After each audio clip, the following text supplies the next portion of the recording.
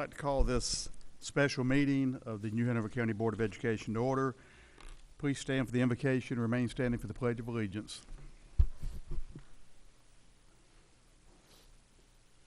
Lord, we thank you for this day, this opportunity to come together to discuss the educational needs of the children in our community. Be with us today, and we thank you for all the many blessings that we do enjoy, and God, give us guidance and wisdom in everything that we do. In your holy name we pray. Amen.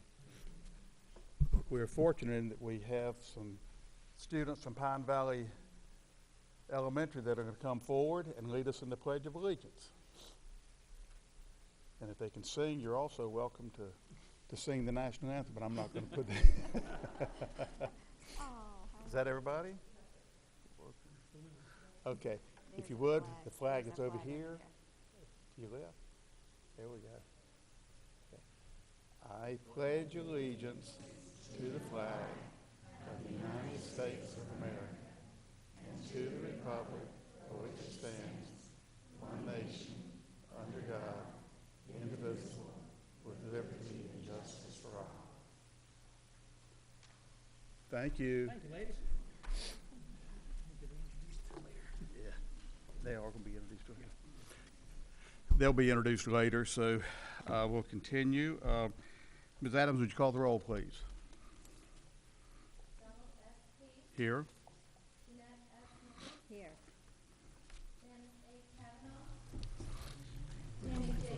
Somebody stole my pizza. Here.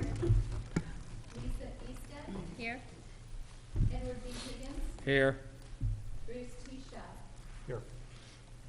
Thank you. Item 2 is approval of the agenda. Any changes or deletions? No changes. Move for approval. Second. All those in favor, please say aye. Aye. Opposed? It's approved. Thank you. Next item is our call to the audience. This is only on the budget, remember? This is pertaining to the budget item that is on the agenda. And I would remind our speakers that we do limit these to 3 minutes. Dr. Holliday is our timekeeper. He will let you know your time. First individual sign up to speak, Mr. Steve Lee.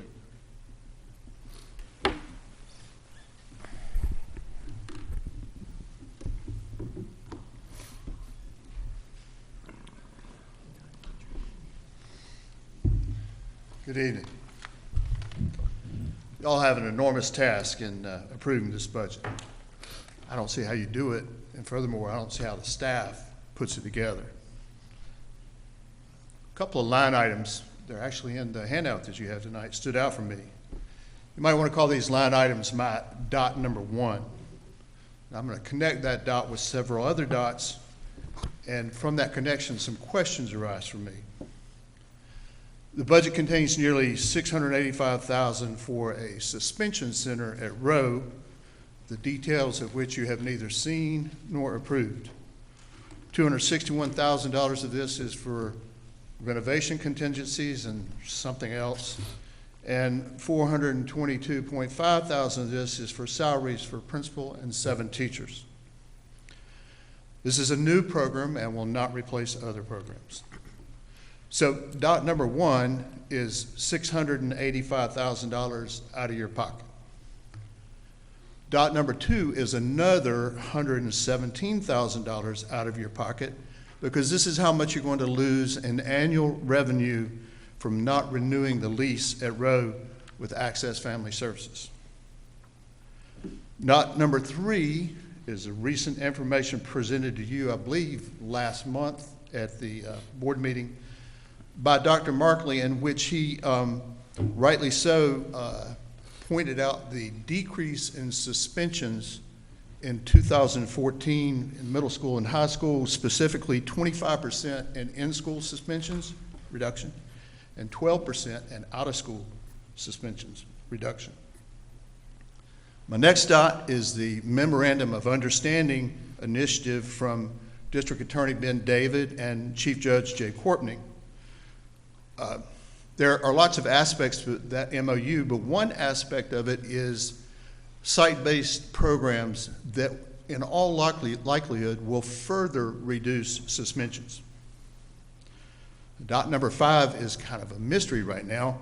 It's the possible use of the road property A number of things have been suggested and hinted at, some in your meeting, some in the media. A long-term suspension center, a short-term suspension center, possibly a transition center for those returning from juvenile justice or mental health. And the part that concerns me is some sort of in-school suspension center. So the questions that come up for me are this. Number one, are you comfortable throwing nearly $750,000 at a building for a program without even seeing the program details?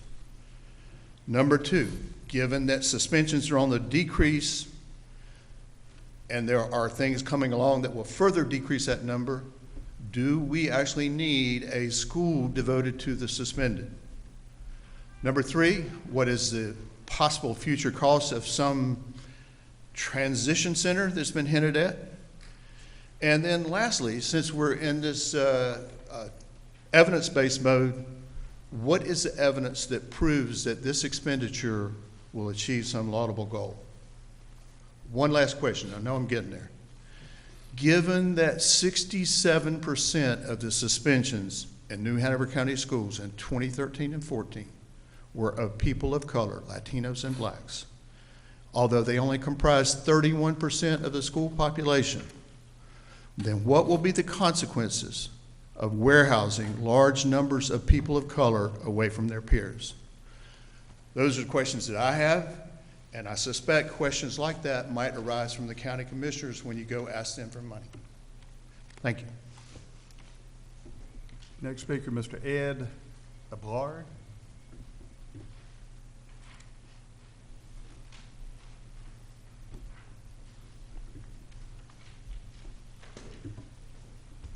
My name's Ed Ablard. I'm a new resident here in town. We got here on December the 1st of 2012. Haven't been through a hurricane yet, so we're real happy to be here. I'm here tonight on behalf of the members of the precinct committee W27, which generally goes from the prison at the top to the Vesta Village at the bottom between 23rd Street and 17th Street in the city. 2,500 people, a lot of them are Democrats. We passed a resolution at our precinct meeting saying that school board resources should be targeted to save Snipes and other schools when current grants expire, and parents should be encouraged to stay the course with the current level of progress at Snipes. A more formal resolution is in front of you that passed the county committee on Saturday. In moving here, I was struck by the fact that we seem to have moved from a relatively modern place in Alexandria, Virginia, to a place that looks an awful lot like something from the 50s, because we have Snipes Elementary School, which is a almost totally segregated school. And I realize the efforts, and I saw you saw the efforts that you put into doing something right for the people, but I'm just here to tell you that I don't think you're on the right track. You're on the wrong track. I hope you'll look into your school budget resources, maybe take the money that he pointed to and devote it to targeting the educational needs at Snipes and to some extent to the other school that's in our precinct. So this is my part of the Democratic committee talking to you from the local precinct, which is involved with Snipes heavily. We're in there and out of there on a weekly basis, reading to the kids, raising money for them for extras. And we really hope that the school board can do a 180 reversal and make sure that the funding that is going away will be restored in this go-around for next year and keep the kids being educated at the highest level rather than the lowest level, which seems to be where the money is pointed to that Steve Lee just talked to you about. So, chance to turn it around, and I hope you'll take that chance. Thank you. Next item, item 4, under old business. Item A, 2015-16 proposed county budget request. Dr. Markley. All right, at the last meeting, we reviewed the budget. Hopefully you've had some time to look it over. You've heard the comments we've had in our public session. And at this point, I would ask if there are any more detailed questions about where we are with the budget at this point that we can answer for you. Admittedly, I've been out of town. Have we heard any more about where the legislature is with the governor's budget and such? There has been lots of bills introduced. The filing period has just closed, and it ended with a flurry of about 60 different or 90 different bills related to education. Crossover is coming up in about 8 days, so if a bill doesn't make crossover, it's effectively dead for this session. So we'll be watching those, and that probably leads to my next point. We were considering maybe approving the budget tonight, but I'd like us to wait until May, until we get a better idea of what that state budget looks like, and we can do a little tweaking in that. Mary Hazel? Well, they did mention in the DPI conference call that they're probably not going to release the House budget until the second or third week. So the county budget's going to be presented on May 4th. So certainly you're not approving the budget, you're approving the budget request. So the county would prefer that it be approved tonight, but, you know, legally you have till May 15th. So we're going, whatever you decide to do, we'll move in that direction. What I will do is I am going to put together a cover letter that I'll distribute to you folks to look at first that sort of explains what the priorities are here in our budget. Because I remember if you looked at the news story, it focused on the $2,700 number. That's not really our budget. That's a number the county has sort of worked with us to sort of get to a funding formula. The budget is really our priorities. And that's the important part of that budget. It is focused on what we're doing for kids. And I want to make sure in that cover letter that that's clear in that budget piece. So hopefully by the end of the week I can have that, and I'll send it out to you guys for review before I send it. And I'd probably ask, with your permission, that I sign it and the chair sign it as representing the board. Okay, thank you. Let me make a comment, if I may. I think that's prudent to wait until May to approve the budget. What would help me, at just one of 7, would be to have some discussion with the board. I mean, I have my observations, but I don't have your background and knowledge, so I'd like to hear your perspective on I guess what would be helpful for me to have an open discussion with the board on the budget, to hear from the budget committee that has studied it. I mean, I've been to some of the meetings and I'm developing opinions, but I'd really rather hear from you all so that I'll have a more informed opinion when it comes time to vote in May. So I guess, Dr. Markley, you're asking, and Don, you're asking for comment. That would be mine. I think it would be helpful, not only for me, but maybe perhaps for the community to hear our perspective, our discussion on the budget. That's my 2 cents. Anything good to add, Mr. Higgins, that you chair the finance? Anything that you or Mary Hazel or who else was on that? Lisa and Tammy, that y'all would like to share? I mean, I know maybe you just like to take a minute and go through the process so people can better understand and appreciate what does come in, like Mr. Shell's talking about, that is discussed. Well, I'm more than willing to share that. First off, like I said at our last board meeting, the committee, which was composed of Ms. Estep, Ms. Coble, and myself, and then Mr. Shell was there a number of times, and all the senior staff was there along with the superintendent. A proposed budget, well, they solicited what each school and each division thought they required. And so an initial proposed budget was put together by the superintendent's office that was kind of like a base place for us to start. And then we proceeded as a committee to look at those things, to prioritize them, hoping that we would get the money we're asking for, but recognizing that there's a possibility that we won't get all the money we're asking for.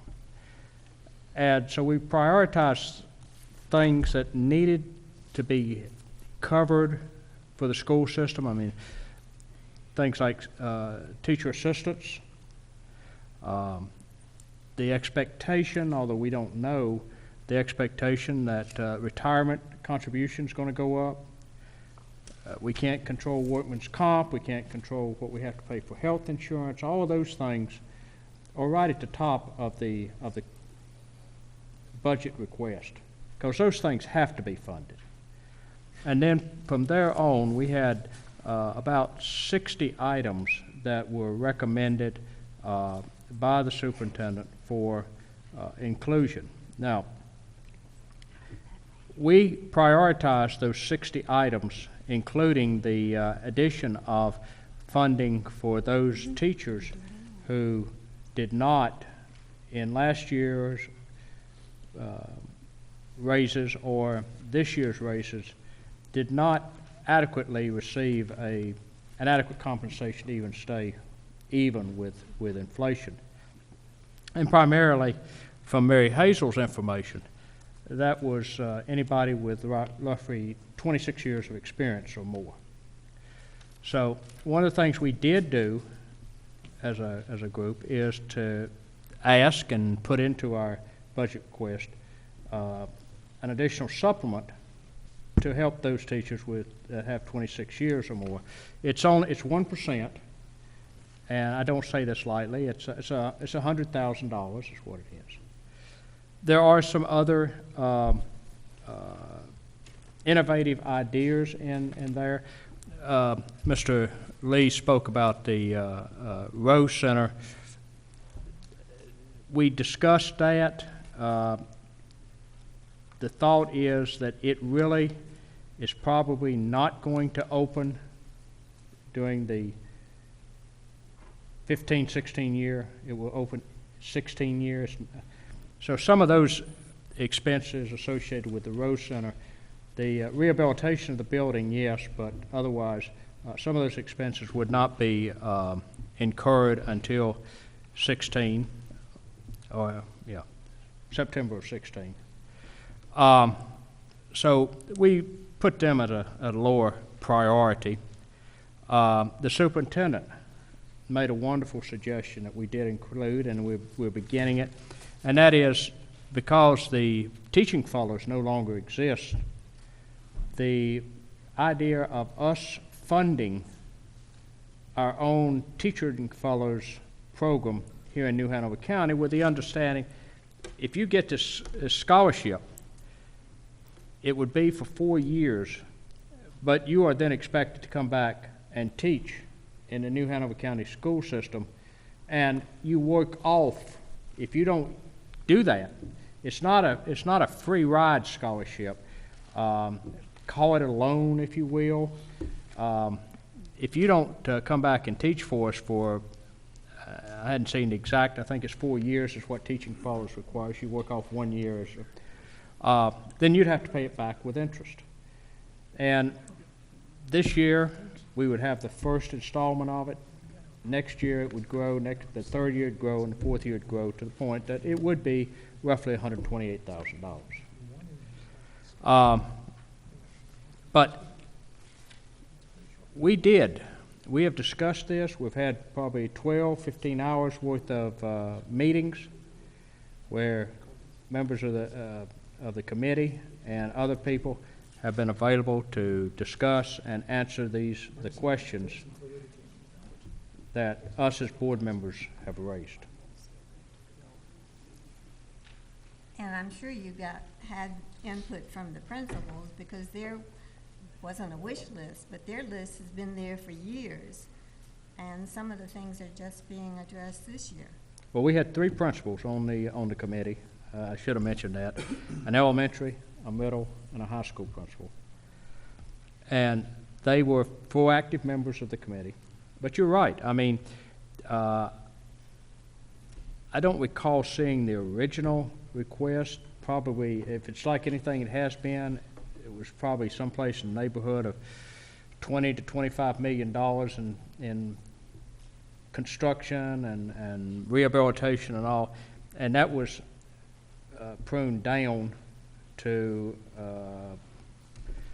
Total capital request is about 3 million when it was. about 3 million, and then there was a little bit to come out of Fund balance. fund and balance, water. yes. And some money out of that E-funds and such as that. So we have put in, the budget was not just presented and we rubber stamped it. We spent some time discussing it, debating it, and ultimately prioritizing it to where it is now. And, I mean, if Tammy or Lisa would like to add anything? Well, I just want to clarify something. You know, typically in these budget meetings, we start with the base budget, what we had the previous year or 2 years prior, what we are currently funded, the rate we're currently funded at, and then you know, we sort of tack on additions. So these the prioritized list that we're talking about is in addition to what we currently the funding that we currently get from the county. It has never been a process whereby, and this may be a situation, I've only been on this board for 2 years, so there may have been times, and I'm sure in 08, 09, whereby you were cutting or looking at ways to become more efficient with the resources that we have. So basically our task was to prioritize the list of additions based on what we thought were more important. So that's a little different than you know, sitting down and looking at the budget as a whole and trying to determine priorities. And I think Mr. Lee brought up some good points, actually. I think if there's a misunderstanding or not enough information for the general public in looking at this budget, then we have a duty to educate them on what it is we intend to do with assuming we are fully funded with this request. So I think we do need to postpone at least until the next budget or the next regular meeting so that we can address some of those issues, perhaps talk about some of those things and look at that.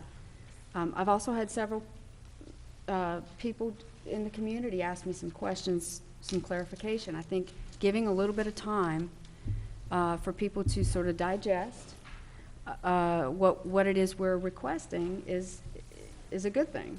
I think it indicates to the community that we are willing to listen to their concerns and look at what it is we're requesting and make changes if necessary, or you know, or maybe we can move forward. But we definitely need to explain some of these requests because for some they're unclear.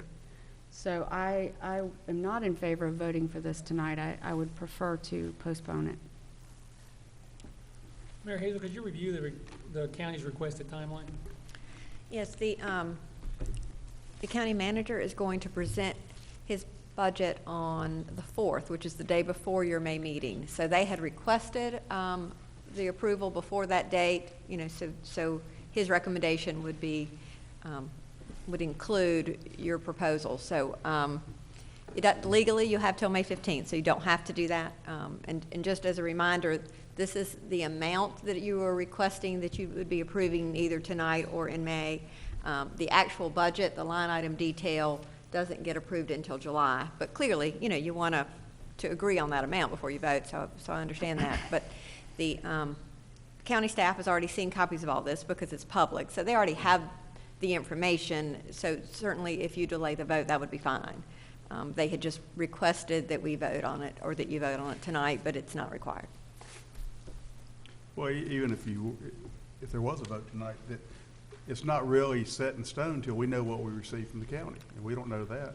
Right. It's a general idea of what the board is intending to use these funds for, but until that, you know, Right. there's many line items that are contingent on the state budget. So until you know what happens with state salaries, a lot of the items, are dependent on state legislative choices in terms of raises and benefits, and all those are undecided. The problem is you never know that before you have to vote on this, because the county approves their budget before the state approves theirs, and almost 60% of our funding is state. So it's a difficult timeline, but you do have the ability to, change your mind on some of your priorities once you know your revenue. That's the vote that you'll take in July. Driver's ed is an easy example. There's about $300,000 requested for driver's education. But if the state funds that, then that becomes $300,000 less than that we would redirect to a different priority. But we won't know all of that till probably late June. Yeah. Or if they'll let us charge whatever it costs to put on the program. And I think there's 4 bills at least related to driver's ed that have been proposed, plus the regular budget bill that oftentimes includes these items. So- This was the same difficulty we faced last year, and, having to make this decision before you really have a lot of, the revenue estimates is very difficult. I guess to me, a couple points. First is, this is my first time serving on the budget committee, although I did attend some of the meetings last year. And going through this process, I think I was hoping for more of an understanding of the process of elimination, the original list, as Ed referred. We didn't see that. So we don't know what was crossed off. So that, for me, would have been very helpful. The other thing is, I understand we have the flexibility, and we struggled with this last year, and the year before. The budget committee was supposed to help with that. But when you have it down here in black and white, it feels like a promise. It feels like a promise that we're making. So I understand we have the flexibility afterwards to change it, but I would rather be a little more sure in some of these requests. And it's taking good from good sometimes, and that's a very difficult judgment call to make. But we went through, the entire committee went through and ranked, not just the board members, but the entire committee was asked to rank the things that were listed. And I see that, there were some things that clearly there was not a lot of support for, but yet I still see on here as a fund balance appropriation. So, I would not mind postponing the vote as well, to be able to have that discussion, unless this is what tonight is for, and everyone's satisfied moving forward. Could I ask Mrs. Eastep, when you served on that committee, and you knew that you didn't have a list of what was cut, did you ask for that? I did, and I sent questions, and I still feel like some of the answers, and I asked about transportation, what made it, what didn't, and really I got more of an assurance that yes, everything that was priority made the list. It just helps me to see the actual numbers and the actual requests. And then some of the positions, we're asking for a few more staff positions, and I just would like, I think, a bit more of an explanation or a bit more assurance that those positions really are going to save us money in the long run. Initially, when I got on the board, we had the committee. Mm-hmm. And then we determined that if 3 board members can make a decision and the other 4 don't see what was cut, we're not responsible. Mm-hmm. So then we went to the whole board being responsible for the budget. And I think that's where we need to be. Yeah, I guess I didn't find the budget committee process to be as enlightening as I hoped it would be, because I didn't get to see the process that went into it. We got the numbers. And the numbers are certainly helpful, and it gave me a little extra time to digest, but I think it would be great to have the whole board a part of that process, which is, I guess, what we used to do a few years ago. Yeah, every board, every 2 years, the budget process gets shaped by what the board wants. Some years they have wanted a budget committee, some years they wanted to do it as a whole. And as boards change, that nature of that changes. What I would suggest is I would not add another meeting before the 5th, but if you want a further discussion, can we move our May meeting up a week and just do one more meeting instead of adding another meeting in between there? It would put it in the last week in April, which is non-traditional, but if you want a further discussion, that would allow us to meet the counties. I mean, the county at the end of the day is giving us the funding, so I want to make their job as easy as possible. I think that's I guess my next question week. is, how much can it actually change until we know what the state's gonna do and what the county's gonna do? I mean, nothing's locked in. Yeah, but what I'm hearing Continue to be here changes. are questions about the process to get to this number. Right. And so I want to make sure everyone's comfortable with that process. So looking at that time-wise, would actually be next Tuesday.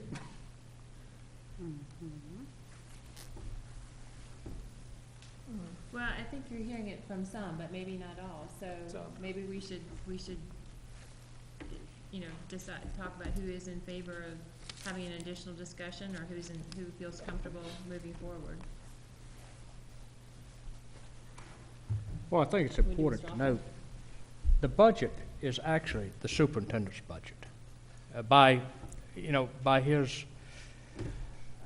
magnanimous approval, he does let us dig down into the weeds some, but I mean, the truth of the matter is, it's the superintendent's budget, and if he really wanted to, he could just put together a budget and say, folks, here it is, approve it, disapprove it, whatever. And the whole idea of this committee was to allow some board members the opportunity, without having to get all 7 or 6 or whatever board members together this way, because, like I said, I mean, would we get 7 board members together 12 to 15 hours to have these kinds of hearings and meetings and all, if we did everything as a whole board? I mean, the idea is that this committee helps prioritize the superintendent's budget and then brings it to the board, as we did 2 weeks ago,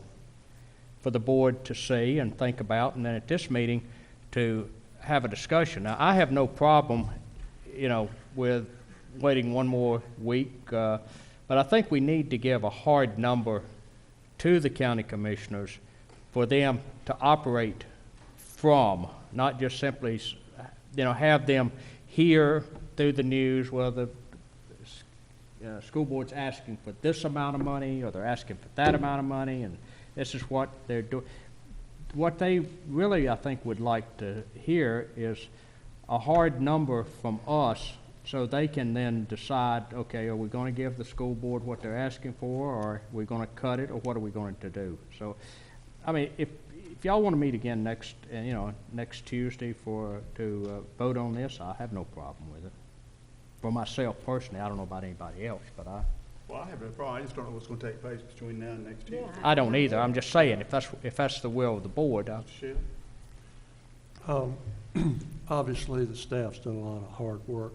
They've brought the data to the committee. The committee's looked at it. I was in a couple of those meetings, and there was a lot of effort at trying to evaluate the priorities, utilizing the seasoned staff that you had there.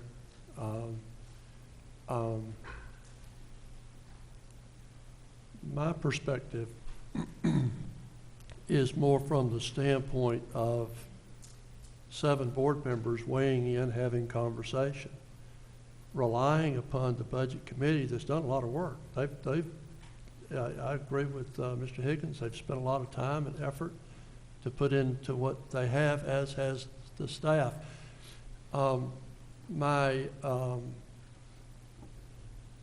My history with the county commissioners is that they're looking to this board to present them a budget that they stand behind.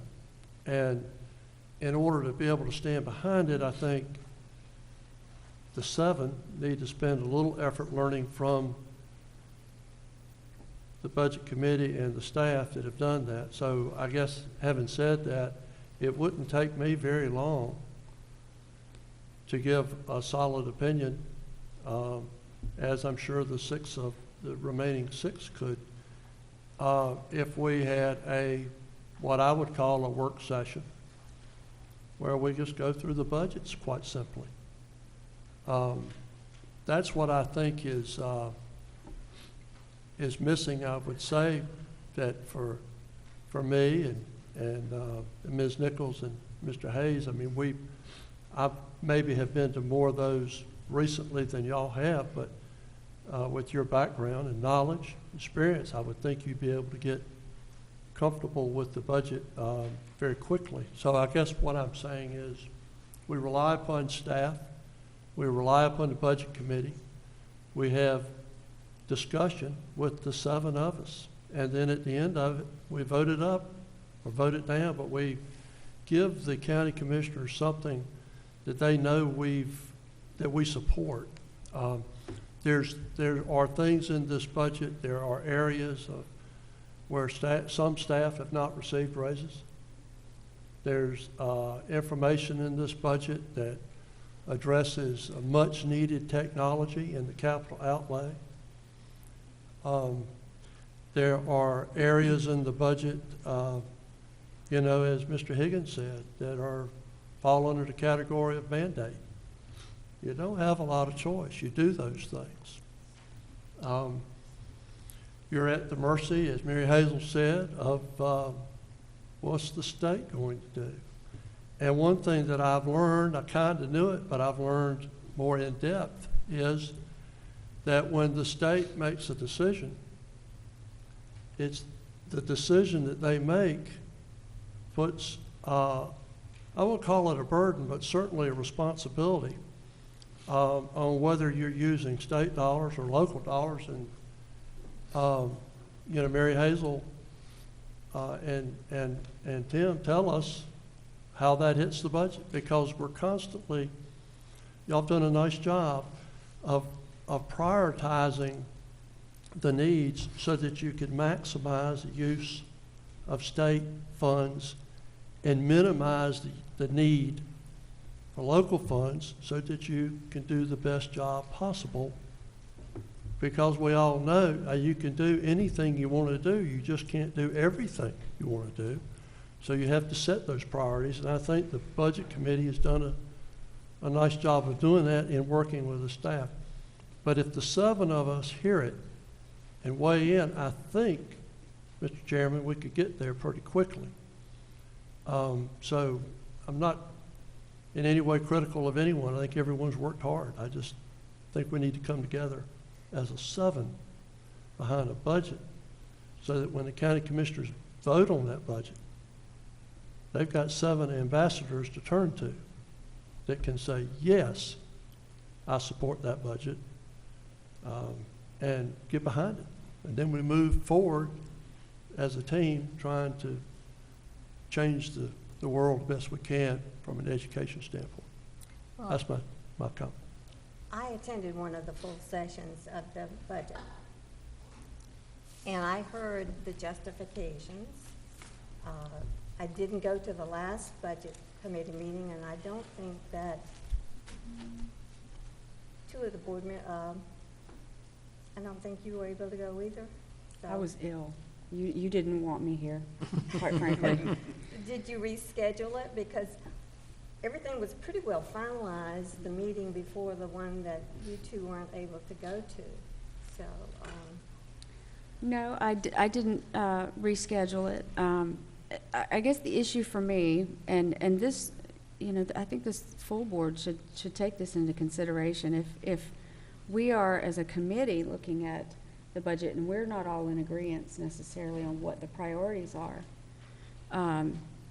I don't know that you can necessarily rely on the committee to make that decision. that's my thought. So I agree with Lisa in that I think there were some things in our additional requests that, that aren't necessarily priorities, but more things we would like to have. And I'm not comfortable with that. I would much prefer to put forward those things that are absolute necessities, unfunded mandates, the funding for driver's ed and those types of things. That's what I would consider in terms of putting forward to the county commission. Is I would be comfortable with that, knowing that these are requests that are absolutely needed. As Lisa stated, there were a few things on there that, in the grand scheme of things, I don't think are necessarily priorities. And I realize that at some point, you know, we're gonna hear from the state, and we'll know exactly what we have and what we have to work with. But we're putting this forward to the community, and just like we did a bond referendum, and we've prioritized our spending, and I think it's a bit of a bait and switch to say to the county commission, this is what we need and this is what we're going to spend the money on, and then we get the money and we make changes. So I'm just not comfortable. And just to address the comment about, you know, it's basically the superintendent's budget. It is, but it's this board's responsibility for exercising control over the funds of the district, and we have to ensure proper use. We also have a duty to communicate to the public that we're providing, you know, adequate means and to keep them informed about the school system, and for keeping ourselves informed about the wishes of the public. And I don't think we've done that with fidelity. And I think we need to, I don't think it hurts us in any way, shape, or form to wait a couple weeks to allow the dust to settle and make a very measured and careful decision. I cannot be at the 28th, a meeting on the 28th. I'm sorry. I have a prior engagement. But, you know, I'm reading directly from our own policy, Board of Education powers and duties.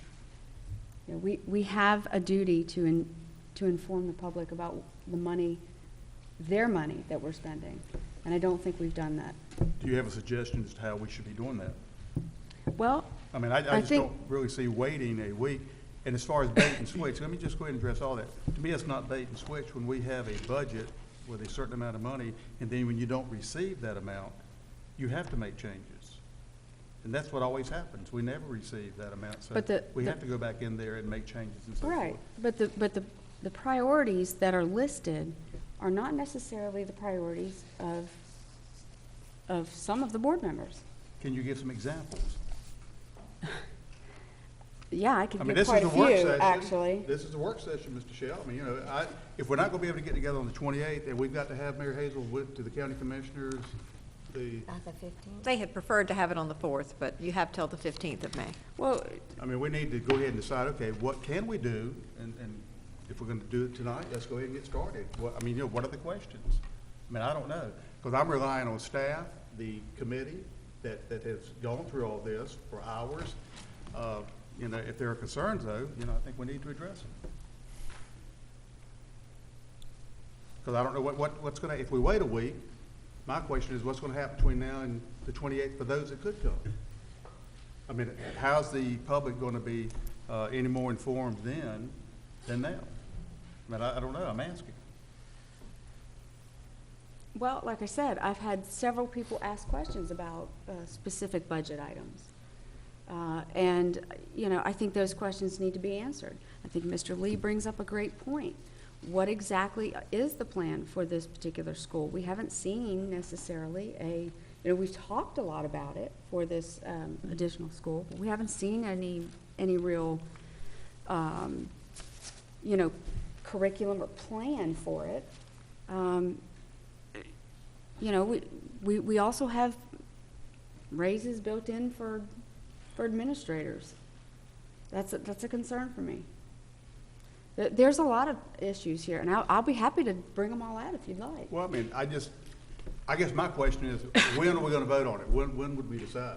What And does if it you matter? don't do it What does tonight- waiting 2 weeks matter? Well, I think the I mean, county commissioners, as you said, before May the 4th? The county manager will present his recommendation on the 4th. So 2 Their weeks. budget hearing, I don't have the date yet. Usually it's around the first week of June. May I ask a question here? Maybe I can help. Mary Hazel, do we know how much was cut out of the request to bring the data to the committee? I don't have that. I mean, there were several different versions, and we brought there were several items that were taken out during the committee meetings, but I would have to go back to earlier Okay, versions. well- I don't have that. Well, I guess my point, Mr. Chairman, is that you always have more needs than you have money. And so you've had requests come in, and the staff have tried to pare that down so that based on the 2 funding models, one, best case at, I believe the number's $2,700 per pupil, and the lower number, I think this committee tried to set priorities on that and say, if it came in, best case, this is what we would do. If it was less than that, then we would eliminate certain items to do that. And the And- actual request was a little bit larger than that, because if it got to be better case, then there were things that we could fund if the state picked up certain things that we didn't know if they were gonna pick up or not. So the actual, if you look at the actual request, it exceeds a little bit over what would be that $2,700 per pupil number. But again, we would either cut that at the state, the bottom of those priorities, if the state didn't fund it, or we can move up the list if the state started funding more of those things, picked up some things. And it was a sliding scale, but I guess the thing that was of most interest to me was that our county understand that whatever we approved to go forward was a fraction of what the needs were, and that we were trying to establish priorities within that. And there's things on this list that 1 or more of 7 may not agree with, but at the end of the day, you'll have to vote. And what I was trying to accomplish was put us in a position where the 7 of us discuss it, we fully understand, then we vote. We may not all agree, but that was what I was, I guess, trying to steer us to. And I didn't care. I care, but I didn't have a passion for when that date was. I just felt like a discussion and then a vote would help deliver the message that we are supportive of a budget, whatever's in that budget. Remind me, when the manager presents his budget, it's really just here's the budget. It's not the real discussion. It's sort of like we did last week. Here's the outline of the budget. We'll talk about it. It'll be voted on at a later date. Correct? From the county perspective? The county manager puts a manager recommended budget, and then the county commissioners add and subtract to that. But that budget is a best guess of what the commissioners want, and I think you've tried to come up with the best guess of what this board wants. And so where I'm going with that is if we waited till our May meeting, it doesn't truly impact their final budget approval process at the county level. That's right. So And we sir- could do it at our May meeting and still be okay within county timelines? So what is it that we're not gonna be, if we don't take a vote today, what is it that we're not gonna be providing them that they would have? Are you saying that they vote on the per pupil amount or the sum total, or what exactly is given to them? They have this proposal. So they have, I mean, They they have have all this this now, now. right, but Yeah. I'm saying like if It we wouldn't be don't vote, it's it not. wouldn't be a per pupil amount, it would be a total budget amount that he would be recommending for education. Yeah, they don't approve our budget at the line item level. Right. They do it at the same level that it's approved in your budget resolution, which is the purpose function level. If there's any changes that any board members wanted to recommend tonight, we certainly could bring back a different version for your consideration, at the May meeting as well. So that's another possibility.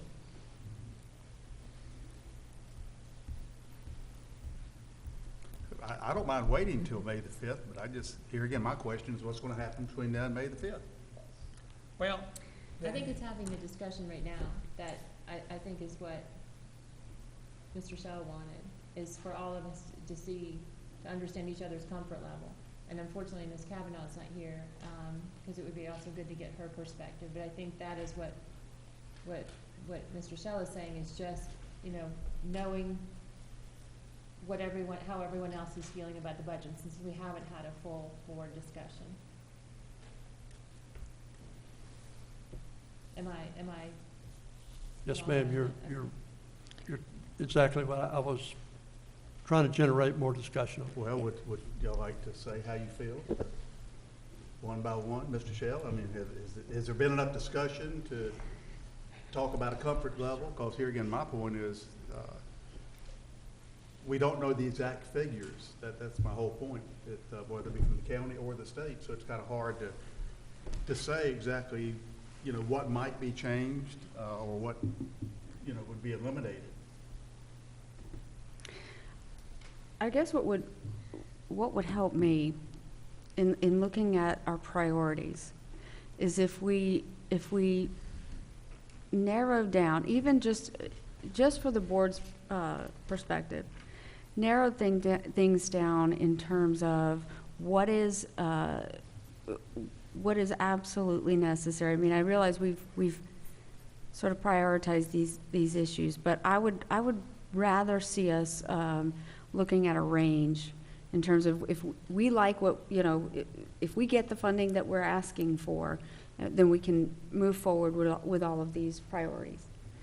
But what is the bare minimum that we absolutely have to have? Are you looking at a particular page or amount? Or I'm looking, yes, I'm looking at the facility request at the moment. What number is that, so I can find it? This is page, Is that 6.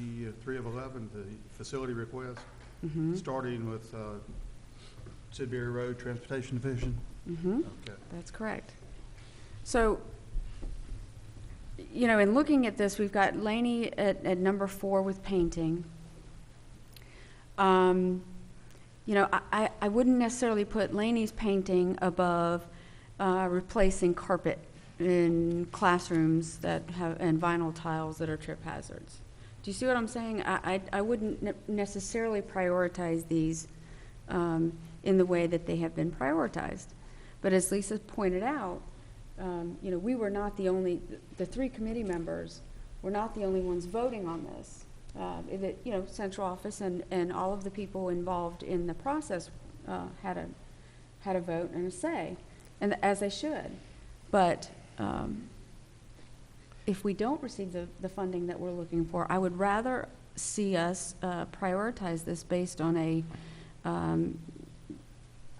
minimum needs versus you know, versus what we have here, so that we at least have an idea of what those priorities are, assuming we don't receive the funding that we're asking for. See, and that's what I was alluding to, in that since we don't know the amount, then you would have to come back, just like with the bond proposal. We had a list, and then once we were told the amount of money that the bond was going to be, then we went back, prioritized the projects, and that's where we came up with the number. If I may, I mean, the facilities request, as the specific example, is prioritized. I mean, if you know, we expect to get $3 million, I mean, that would take us down to what, item 18 anyway. 18. And we went through this, and for example, I know this because I brought it up. If you look at items, where are they? Let me find it here. Items 7 and 8 on that list. Eaton was on the list that was proposed to us. Question I raised was, well, you know, Eaton and Coddington are the same age. If you're doing something at Eaton, why aren't you doing something at Coddington? And so when we then got a later edition of this thing, the Coddington job was on here. I mean, we did discuss some of this stuff, and we did try to prioritize. Now, some of it's based on what Bill has said is most pressing and what he thinks is, and I defer to his professional judgment. But I just use that as an example.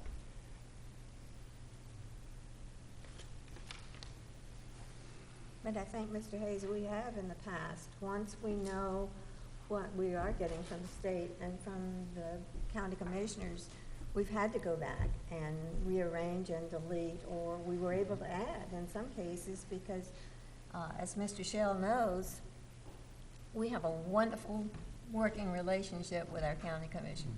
And they understand the needs. They're not wants. They understand our needs. And I think we've been very open with them about what we need and how we spend our money, or our taxpayers' money. Well, see, to me, in this process, this is, say, like 3/4 of the way through the process, where the committee has met for hours, staff met for hours, they have prioritized. This is what they're recommending at this point. But we don't know yet until we receive the money. So you're right. Then we will be meeting again to address these and maybe doing some reprioritizing. That's why I don't know really what could be accomplished between now and Tuesday of next week if we were to meet then and discuss it. We still don't know. To me, it makes more sense that once we know how much money we're going to receive, this is just a rough idea of what we're asking for. That once we know what the funds from the county are going to be and from the state, then we can go back in there and reprioritize some of these things. And to me, I don't know if I don't think you meant it that way, but as far as bait and switch, because we don't know what the funding is going to be. But we have ranked these things, and some other things might come out in another discussion once we know exactly how much money we have to reprioritize some of these. Because like number 4 that you mentioned, Laney with painting, over some of the others, I don't know. I guess we could then say, okay, how much of a trip hazard, is that, which might move it up. Well, I agree, but it's never been my experience that any of this is reprioritized. We basically just, kind of start with number 1 on the list and do what we can with what we have, and then that just gets moved up to the top of the list where we stopped. It's never, I don't recall ever reprioritizing or, renumbering things. I do think it's a concern about the, renovating Rowe and doing the school. I think we need to look at that a little more closely. I don't see the point in passing this now. I think we can wait and do it in 2 weeks and have some questions answered.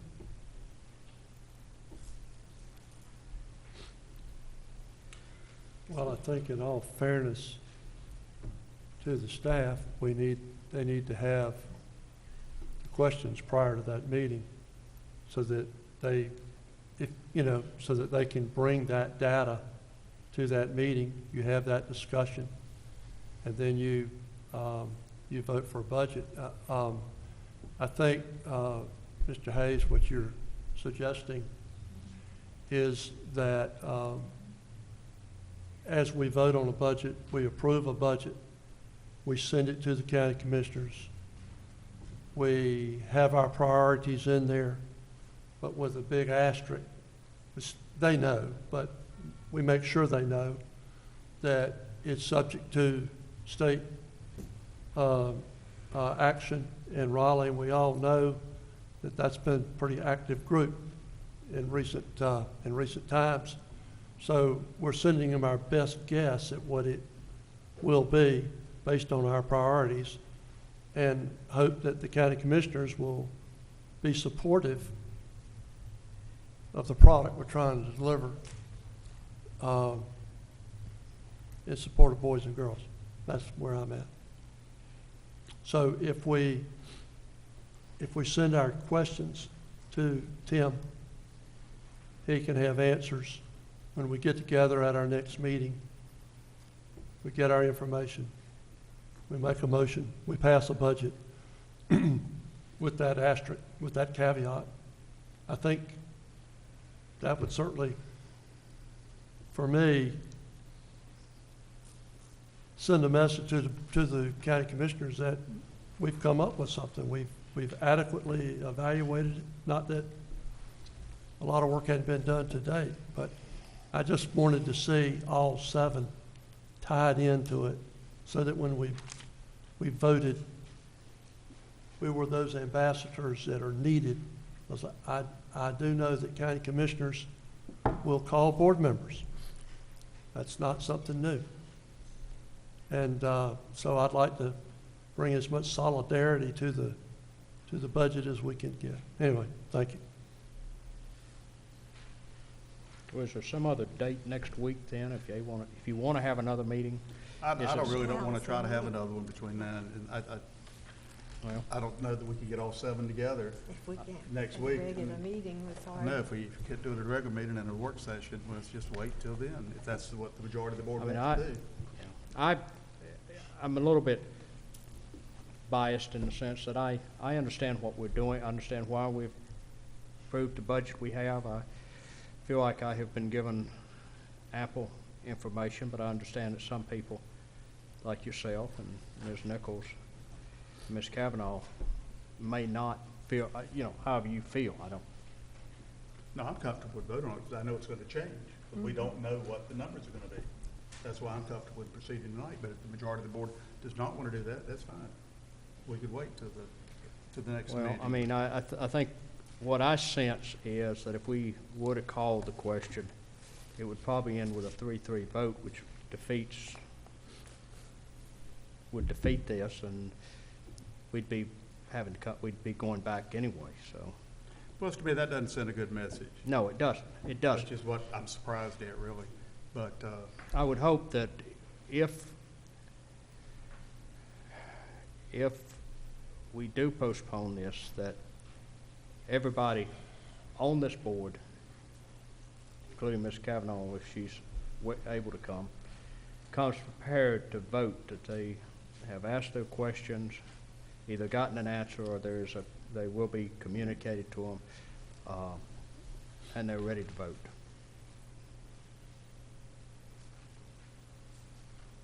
was that the will of the board? Would you rather wait till the next meeting? I'd rather go ahead and get it done, but like I said, I think it will be a 3-3 vote. I'm just bewildered that we've got a budget committee that has presented us a budget that they don't approve. I'm sorry, I didn't understand what you were saying. We have a budget that was presented by the budget committee, 2 weeks ago. pardon, 2 weeks ago. 2 weeks ago. Mm-hmm. But now we have 2 of the members of that committee that aren't in favor of this budget. So why was it presented to us? I think it's unlikely that I'm gonna be in favor of every single line item on any budget, because it's a judgment call. So to say that I'm not in favor of this is not necessarily what I said. What I said was what Mr. Shell said. I would like the discussion. If it's the will of the board to move forward with this budget, then we move forward with this budget. But I don't wanna feel bad for asking questions.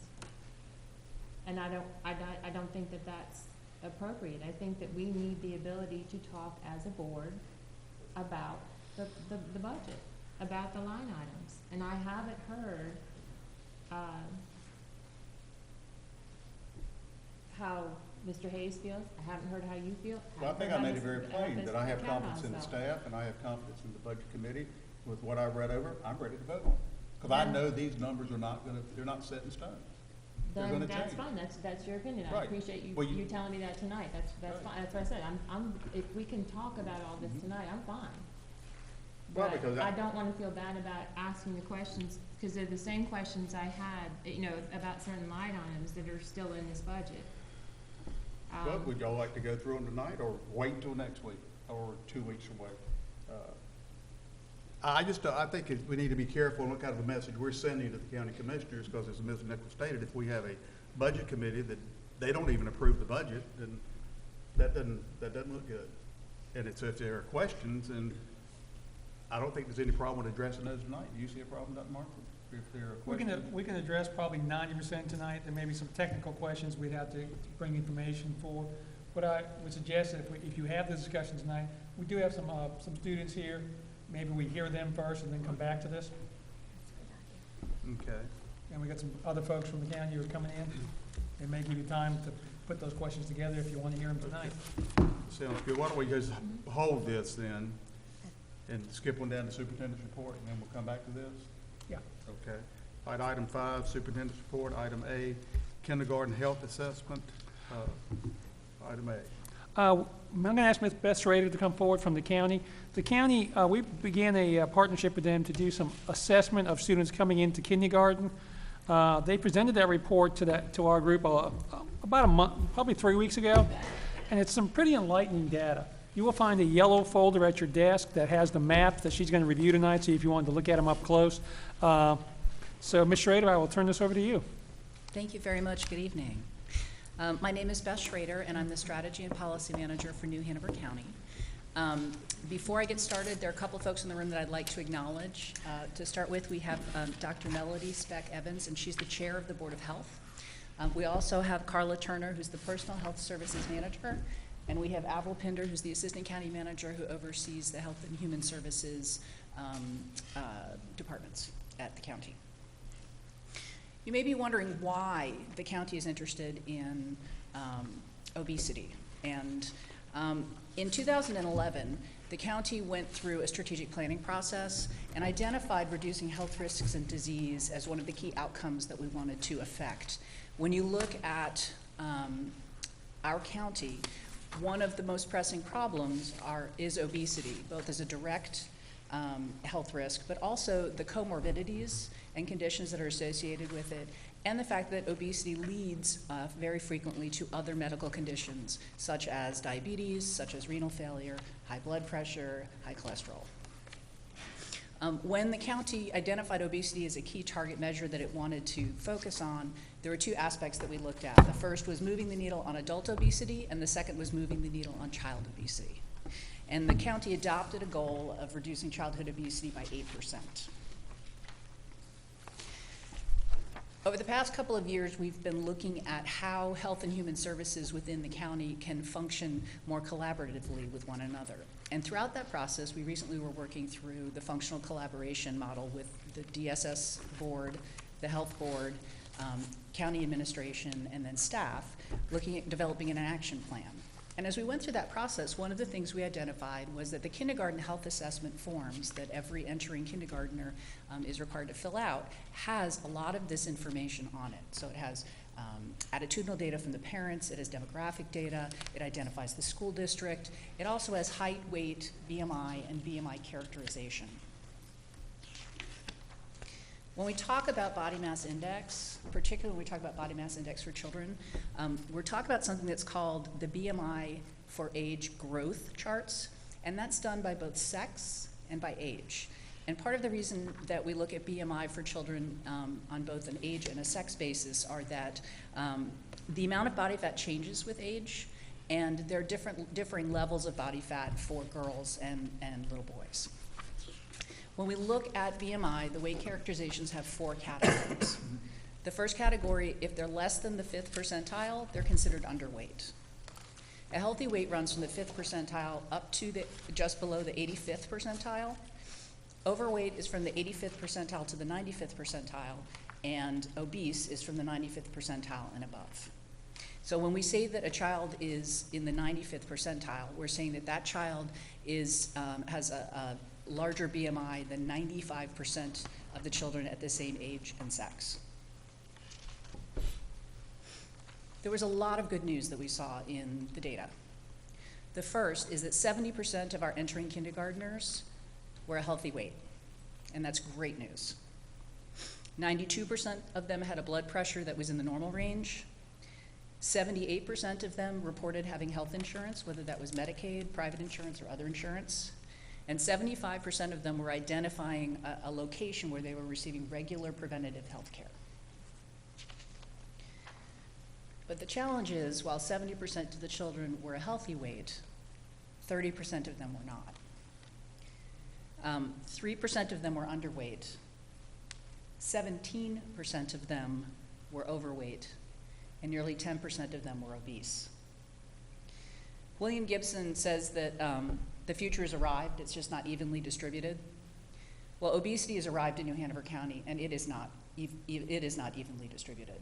We saw that there are big differences in overweight and obesity looking at race, looking at school district, and looking at sex.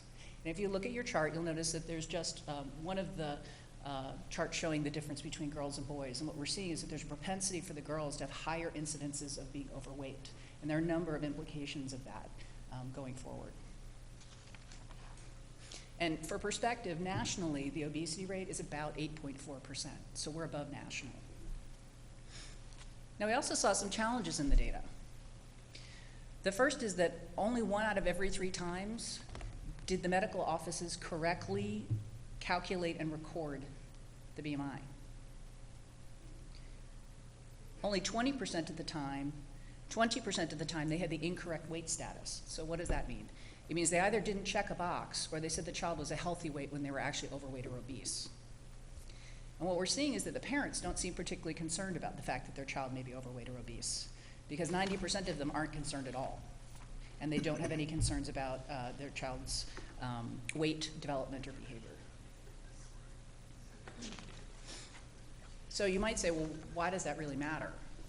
Well, the first is that obese children are at much higher risks for a whole host of medical conditions, things like high blood pressure, high cholesterol. We used to refer to it as adult onset diabetes. They've changed the name. It's now type 2 diabetes because so many children are actually crossing over to diabetes while they're still so young. There are breathing problems, and we've noticed even in the school system a whole host of more complicated medical conditions that our school nurses are having to address because we're seeing obesity, things like asthma and the prevalence of asthma. There are joint problems, there's GERD and acid reflux, and then there are also sort of the social and psychological issues, things with bullying and with depression and with self-confidence or lack of self-confidence. And these are increased health risks that we see today just by being overweight or obese. But it's not just today that it impacts them, because it also puts them at risk for increased health risks tomorrow. Because a child who is overweight or obese at 5 is 5 times more likely to be overweight or obese as an adult. And for perspective, obesity, just the condition of obesity in and of itself, if you are obese, you're spending approximately $1,500 more a year in medical care. That's not including all the comorbidities, that's not including all of the additional medical conditions, things like diabetes, renal failure, high blood pressure, et cetera. But there's another piece too, and it's very important also, and that is that we know that healthy students are also better learners, and that we see that they perform better on all levels of academic performance, whether that be class grades, standardized tests, or cognitive behaviors, their ability to have concentration and memory, and also their educational behavior. Are they having consistent attendance? And it's their ability to follow rules, and whether or not you see it affects dropout rates. So obesity, while it seems like it's just obesity, it actually impacts so many other different aspects. If you take a look at the maps, you'll notice the first map that I would direct your attention to is one that's red. It has varying shades of red. We took a look and said, well, were there any differences in this data? That's the aggregate data, that's fine, but how does it look when we go down to an actual district and school level? If you look at the red map, what you'll see is that the darker the color red, the higher the obesity level. And you'll notice that as you start looking, the darkest colors, red for obesity, are showing up in places like Winter Park, they're showing up at Rachel Freeman, they're showing up at Sunset Park, they're showing up at Alderman. You'll notice that there are very low levels of obesity that are showing up in Ogden, Parsley, and Bellamy. So you're seeing real differences. But obesity is just one aspect, and these weight classifications are bright line tests. So you're either above the 85th percentile or you're below. You're either above the 95th percentile or you're below. So we thought we'd take a look at what was happening with overweight as well as obese. And that's where I would direct your attention to the orange map. And the orange map talks about overweight rates. And what you're seeing is that we start seeing districts that maybe were not necessarily problematic from an obesity standpoint. We're seeing a large concentration of children, or a larger concentration of children who are overweight. And what we know about overweight and obesity is that if it's untreated, as the children becomes increasingly overweight over time, and you essentially continue to pack on and add the pounds. You'll notice that there are probably some differences that are happening when you look at these maps in regards to what are some of the underlying causes. In some areas, you're noticing that if you look at the combined obesity and overweight, you'll see that there's sort of a crescent that you're seeing around some of the downtown districts. You may be dealing with things like food deserts, difficulty accessing healthy and affordable fruits and vegetables. In other parts of the county, you're seeing it's not a matter of are the children having the ability to exercise. You know, they're going to Cub Scouts, they're going to dance, they're going to gymnastics, they're playing soccer, they've got t-ball, but mom and dad are driving them in the minivan and they're going to McDonald's 5 nights a week, and then they go home to their room and they watch TV in their bedroom, or they're on their iPad or their iTouch for the rest of the evening. Because obesity is really about matching caloric intake and caloric outtake. So even though they're getting lots of exercise, they may not necessarily, they may still be eating more than what they're actually processing. If you take a look at the third map, it's the one that's on an AQUIS. And we took a look at this and said, well, what about Medicaid? Medicaid is an entitlement program and it's means tested. In other words, you have to meet certain income qualifications, low income qualifications, in order to be a Medicaid recipient. So we wanted to look at self-reported Medicaid status to see how that related with the high levels of obesity or overweight or the combined. And what you see is that there's a very high degree of correlation between which schools have high levels of obesity and which schools have high levels of Medicaid percentages. And that's not a surprise, because poverty is actually one of the social determinants that we see tends to track very, very closely with obesity. We took it a step further and said, well, let's pull the census data, and that's the fourth map, and look at, if we look at poverty from a federal poverty level, looking from census data on blocks, and saying, can we look at different parts of the county and say, can we statistically say there's a difference between the general county income level, and are there some areas where there are high areas of poverty or some areas where you see high levels of wealth? And what you're seeing is the hotspot maps with the reds and the oranges are higher levels of poverty, and then along the waterfront properties, the Intercoastal Waterway, and the beaches, you're seeing there are higher concentrations of wealth, and that is not surprising. It's pretty consistent with what we know about tax base.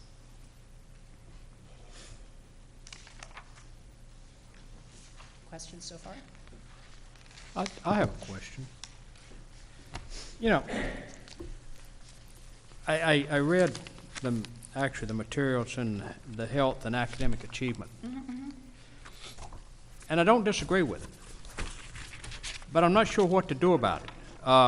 There was an article in the Star News last week before last sometime. It was talking about the fact that school lunches have gotten much better, fruits, vegetables, but the kids end up dumping them in the trash can. I mean, bananas and apples and things like that, and they get them, we put them on their tray, and they refuse to eat them. I mean, I have more than one time, I have raised the issue about pizza, and you know, they say, well, we go to whole wheat pizza, and they talk about, we offer these things because if we don't, the kids won't eat it, or the parents will send food that doesn't meet the classification. Then we get into a situation about like the people up in the mountains who I think threw the lunch out because the parent didn't, the food they sent. You know, it sounds to me like you're kind of preaching to the choir We know what needs to be done. What is the county doing to preach and convey this message to the people who are not doing it, which primarily is the parents? Well, it's interesting, when you talk about health-based models, there are things that the individual has to do, there are things that have to happen at a family level, there are things that happen at a community level, there are things that happen with an employer level, there are things that happen with a public education level, there are things that happen with a practitioner and a medical community level, and there are things that happen with an employer level. The county cares about this so deeply, not only because we care about the welfare of our citizens and our children, but also because this directly impacts economic development. Because companies want productive workers, and they don't want expensive, fat, unproductive workers. And so for us, this directly ties to the bottom line. But what is the county health department doing to reach out to the individuals in, all these dark red areas and all? What are they doing to reach out to them and either not just encourage? I mean, I hate to force people to do things, but at some point in time, people won't do what's good for them. Well, for example, I would talk about the fact that the health department manages a program that's called WIC, Women, Infant, and Children. It's one of the best evidence-based programs for addressing not only having appropriate nutrition, but also for addressing obesity. And they actually start working with moms who are pregnant all the way through until their child's 5. That's just one of the programs that we're focused on. And in fact, we've been working as part of this functional collaboration to begin to also try to refer more of our folks who are coming in who have small children, who are coming in and get qualified for Medicaid or food stamps or TANF Work First, which, by the way, all 3 of those are actual automatic eligibility items that would help somebody get onto WIC as long as they have a child that's under the age of 5. And so there's a lot of work that's happening with that. We're also talking to the hospital, and part of what we're going to talk when we go here is that there's some specific steps that we'd like to take that involve all of us in the community acting together, because the answer isn't the same in each area. As we said, there are some different underlying dynamics, and so the approach you take in one school or one part of the community may be different than what you choose to do in another. And part of the dialogue that needs to happen is getting all the right players in the room and to sit down and say, what additional data do we need? What are the right evidence-based programs? And then everyone sitting down and saying, what do we do well? And where's our, sort of our area of competence, and how do we each impact it? Oh, I'm sorry. I thought you had finished. Go ahead. I was just going to say, there's no one organization that owns this. And I would say it's not going to be the school system that's going to solve obesity in New Hanover County. But I would argue we can't do it without you, because you've got 95% of the kids for 6 hours a day, and arguably probably 2 meals for many of them. And so, and it's probably where most of the kids are having most of their exercise, their physical activity too. So we need your partnership. We need your folks to be involved as well. So tell me how these programs, WIC, food stamps, those types, EBT cards, those types of things, how do they address the obesity issue?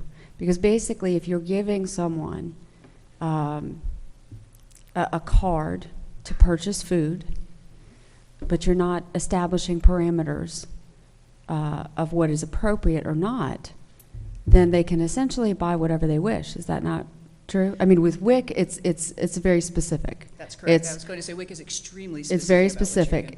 It's milk, it's cheese, it's very specific. But with a debit card or an EBT card, you can basically purchase whatever, as long as it's considered a grocery item, you can purchase whatever you wish. Well, and there's discussion, there actually is legislative discussion that's happening about talking about potentially putting in requirements, but that's a federal program that we administer through the state. Food stamps or food and nutrition services it has its own set of criteria and qualifications. Well, I would argue that, and I agree with Mr. Higgins, that at some point the accountability has to fall on the consumer, does it not? I mean, you can provide, I mean, when you look at this map, the schools that you've identified are 100% free and reduced lunch. So basically, we are providing them breakfast, we are providing them lunch at no cost, And we are, Eimer Smith does a fantastic job. In fact, we've had a few conversations about concerns about the taste of some of the food that we have to serve, because it is more nutritious than it has been in the past. So what more can we do? That's a great question, and we'll come back to that.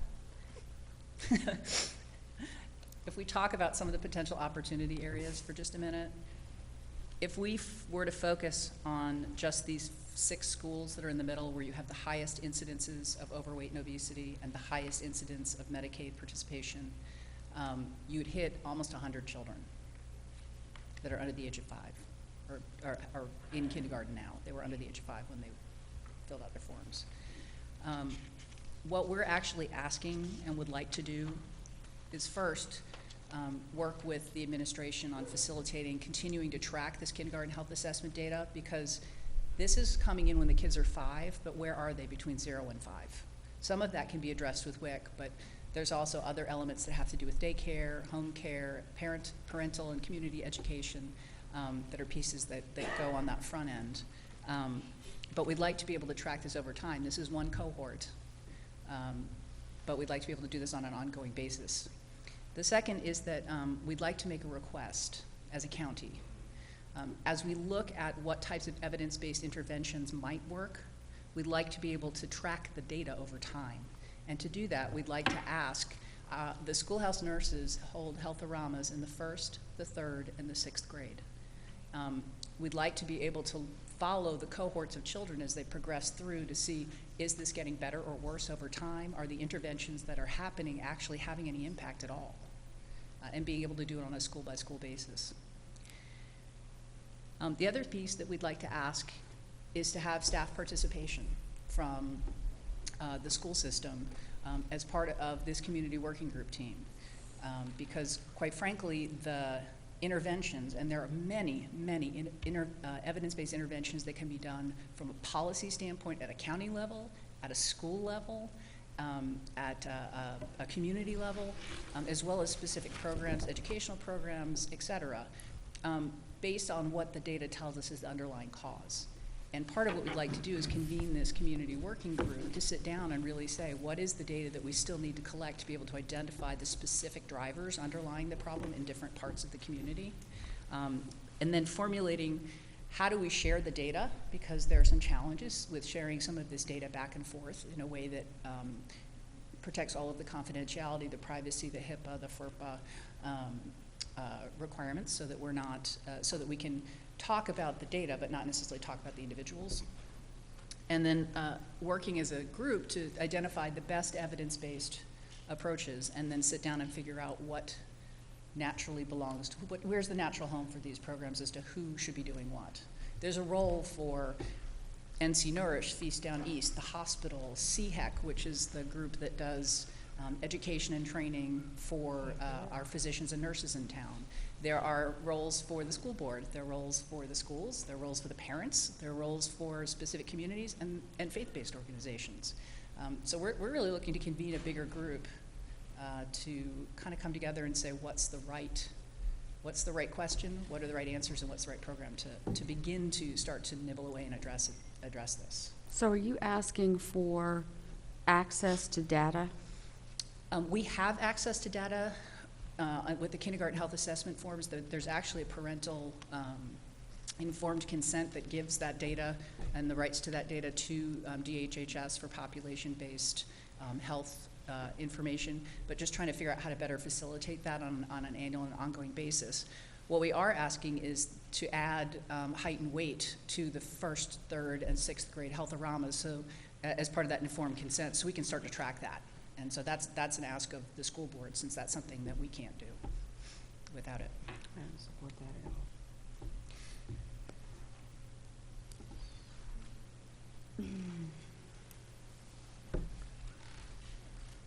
Are you taking questions, or Absolutely, absolutely. are there any questions? Just one. One of your statistics early on, slide 5, said 78% have health insurance, Medicaid, private or other, slide 5. So what is the 22% that don't? Are those come from families that have income but don't qualify for? They either left it blank or they claimed they didn't have insurance. You're right, that may be a case of they fall between qualifying for a federal program or governmental program and being able to afford care. Thank you. The only comment I'd make, I think Ms. Coble made a good point. I hadn't really thought about it that way, in that when you look at the schools where the red area, for example, that's about 100% free and reduced lunch in those areas. So I guess you're looking at programs maybe that you're trying to develop where you can educate parents. I mean, that one other meal, because I know they're receiving the other two would not fall in the category, I think, that would contribute to the obesity. Is that what you're aiming at as far as these other programs? I think we want to look at all the evidence-based programs. There are actually things I'm sorry, I can't hear you. We want to look at all the evidence-based programs. There are things you can do in school. There are things that we might, for example, if it's really driving in some of those areas about equitable access to a safe place to play and have physical activity, then that might be an evidence-based solution that you might choose to follow. Would be have additional funding so that you can, and additional free programs for recreation, or leaving the schoolyards and the gyms open later at night so that the kids could have access to it. If it's about access to you've got a food desert and you don't have access to healthy and affordable fruits and vegetables, well, that's a different evidence-based program that you might choose to bring into that type of a community. And there are a whole host of things that you can do, whether it's stocking bodegas with fresh fruits and vegetables, whether it's doing waiver type programs with fresh fruits and vegetables, whether it's working with private industry to have them bring a van in, and you bring it in on a more regular basis and during the months when you don't have farmers markets downtown, et cetera. There are a whole host of different kinds of evidence-based strategies that you can do in different areas. But again, it really depends on what the underlying driver is as to which one will be most effective. There are things that you can do with parental education. There are things that you can do with culturally sensitive cookbooks. And so how do you make the meals that are familiar but do it in a way that it's healthy, that you can do to do education programs? There are physical activity programs that can be done in the schools and out of the schools. There are things you can do with after-school programs. So there are a whole host of different solutions, and I wouldn't even begin to try and suggest any one of them because I don't know that we have enough of the data. This is really just a very, very top-level cut of kind of what is the status in New Hanover County and how big of an issue is it. And I think what we're seeing is that we've got some numbers that are concerning, and they're numbers that we definitely need to pay attention to and address. But I'm not sure that we have the data today to be able to say exactly what the right answer would be in any one area. And quite frankly, it also is going to take the involvement of the community to figure out what's going to work in each area for the community, because things aren't going to work if it's a lay-on from the government or a lay-on from the school system or a lay-on from someone else. It's going to take a very much a grassroots effort to address obesity. So. Any other questions? So, I was just going to say, this is one of those issues that I brought up early on in the year when we talked about expanding the seamless summer option. And I don't think it takes a rocket scientist to look at this data that you've already provided us, the maps, to see a correlation between those who are receiving assistance through, WIC or whatever you want to, EBT cards, whatever. I think there are unintended consequences here. And unless we are putting restrictions on the EBT cards, I mean, I can recall a very, an interesting study that they did with they followed a student who was getting, who was on welfare, he was receiving, assistance, and he was eating lobster and that type of thing, which actually is pretty good for you. But, unless you're putting restrictions on the type of food that you're allowing someone to eat, I mean, you can't follow people around and make sure that they're choosing. So, I mean, unless that's the only option you're giving them, You cannot control the options that people have, the choices that people make, essentially. And that's what you're saying, is you're trying to do that. Food is only one part of the equation. There's information, there's what they actually eat, there's the amount they eat, there's the exercise they get. There are a whole host of components that go into this. It's not just what's on the menu. Right, and that is a behavior that is ultimately the responsibility of the consumer. Again, I say, we spend a significant amount of time and resources in trying to educate and provide for and help. But at some point, that responsibility falls back on the parent. And I agree with Mr. Higgins. You know, what more can we do? Mr. Chairman, may I make a comment? I'm so, That's Dr. Melody Speck Evans, who's the chair of the Board of Health. if you'd like to come up here, so we can hear you. But it won't pick you up unless you're on the mic. Yeah, we're live, so. I just wanted to make the comment that, you know, we're not asking the school system to solve the problem. We're just asking you to help us be part of the solution. We're just at a data gathering position at this point, and we're looking for solutions that we can all be a part of. And you're right, you know, we can't make someone do something. We have to have them invested in it and to make educated decisions. And there may be simple solutions. You know, this is something that the county is just beginning to look into. And right now, they're just gathering data. It's at ground zero. You know, I agree. You know, you are providing 2 meals a day. You know, and when you ask what else can we do, you know, these children are throwing the fruits and vegetables in the trash can. What can we do? We can get them excited about it. We can get them invested in this. You know, since this has been brought to our attention at the board, you know, I've done just some very brief reading, and, you know, something as simple as a game that the children play where they throw a beach ball around in the classroom, and, you know, when they catch it, what color their thumb lands on. They have to say yellow and, you know, name a fruit or a vegetable, banana. And then they put the ball down and they have to do jumping jacks while they spell the fruit or vegetable. You know, so it's, you know, it's getting education in the classroom, but it's getting the children excited about it. And one of the teachers said there happened to be a bag of potato chips, an empty bag of potato chips in her trash can. And the kids looked at her and said, well, Mrs. Teacher, you know, is that your bag of potato chips? Is that really a smart choice?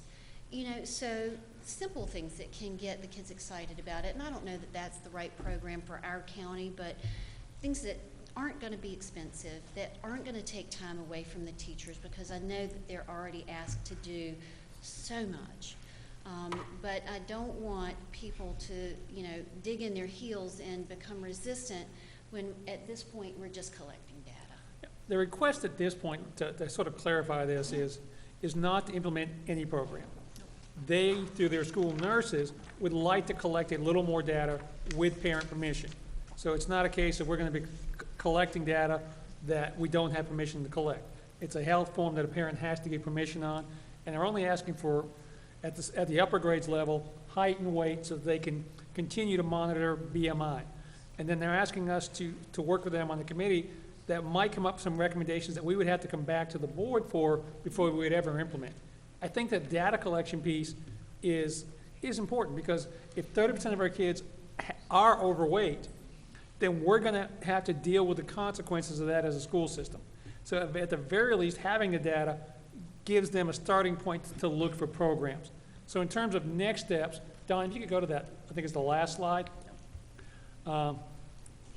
What I would like to do is at the May meeting is bring back that request to alter the health form to allow, with parent permission, to collect that height and weight data at the 1st, 3rd, and 6th grade. They don't already do that? No, we do not. Oh, they did? I mean, now again, I realize that's back in the hinterlands, but I mean, when I was back going, when in I was the in, when we, education was important and health, and, you ate what they put on your plate but, I mean, they did height and weight, same time they checked to see if you could see anything. I think the most important thing here is to gain Right. the trust of the students as well as the parents in how we go about doing this. Because yes, years ago, we all lined up. You knew how much somebody weighed or how tall they were or how short they were.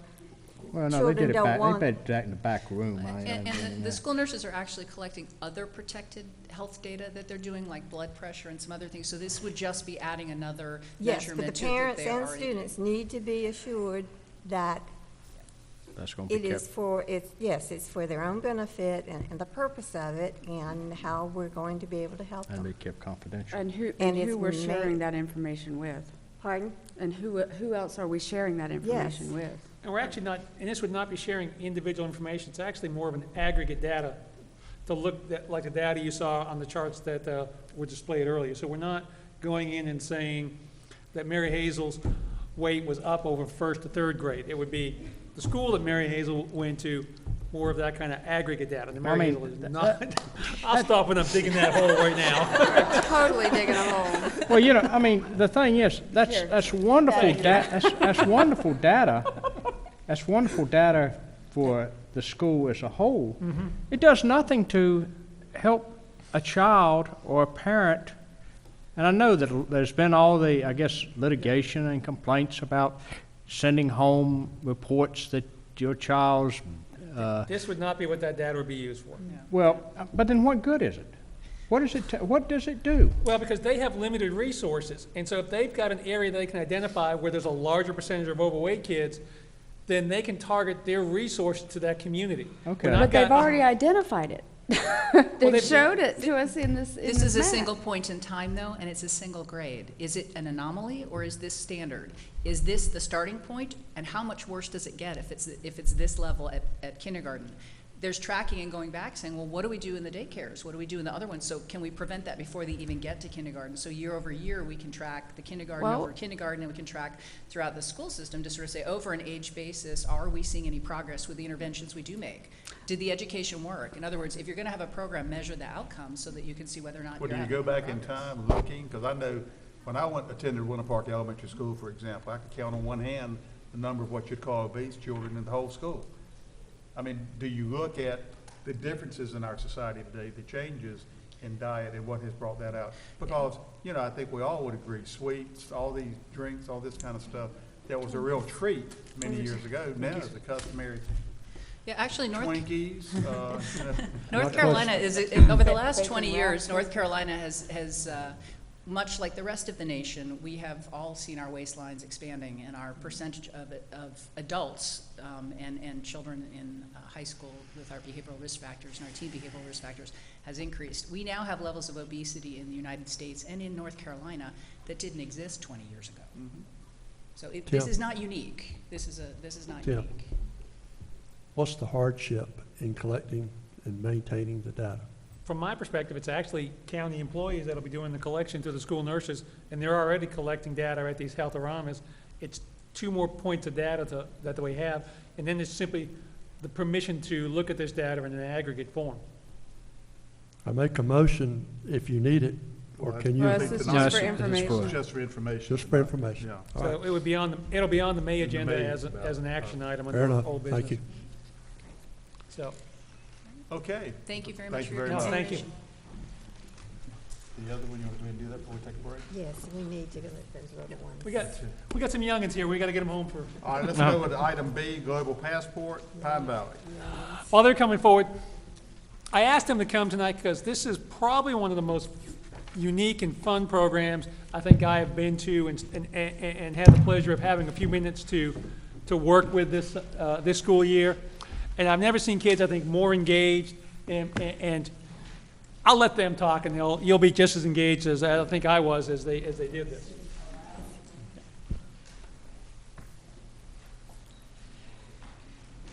She's got her little stool. She's got her little stool, so she can, They came prepared. I know.